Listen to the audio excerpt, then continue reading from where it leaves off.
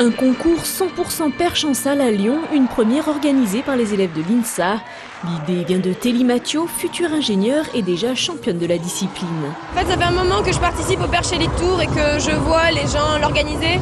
Et je me suis dit que c'était possible de réaliser ça à l'INSA pour faire découvrir le saut à la perche aux étudiants. Vainqueur des Jeux de la francophonie, Telly a donc un grand avenir dans l'organisation d'événements. Cette deuxième étape du Perche Elite Tour a été un régal pour les spectateurs qui ont assisté à la victoire chez les hommes du Bordelais Damien Dossebi. 6e des derniers championnats du monde à Berlin, il s'impose en franchissant 5,62 m, mais échoue par 3 fois à 5,70 m.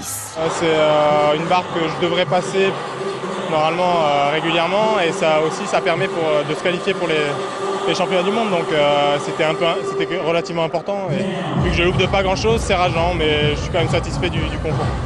Jean Galfion, sorti de sa retraite pour ce Perche Elite Tour, a même honoré le concours de sa présence.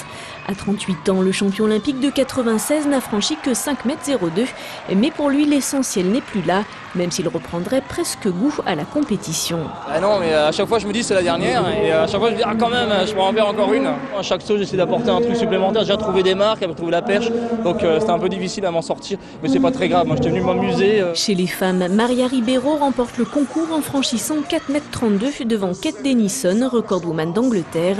Et sur la 3e marche du podium, on retrouve Telly Mathieu avec 4,22 m. J'étais totalement fatiguée des 3 jours qui sont déjà passés. Et là, c'est vraiment super, le public était avec moi et ça m'a vraiment aidé à aller plus haut. Et les 2 locaux de l'étape se sont aussi illustrés chez les hommes.